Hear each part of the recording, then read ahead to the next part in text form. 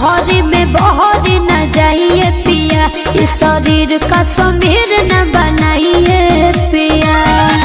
कोयला के आग जस लहर जाएगा, इसलाई पकाती रगड़ जाएगा, कमर में दिसंबर गुजार जाएगा, गरम हट के आहट भीतर जाएगा, कमर में दिसंबर गुजार जाएगा। ऐसे कैसे गुजर जाएगी?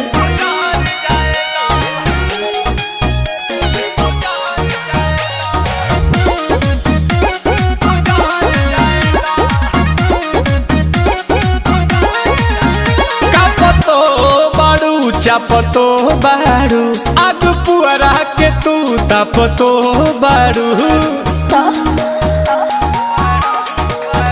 अरे जड़ नहीं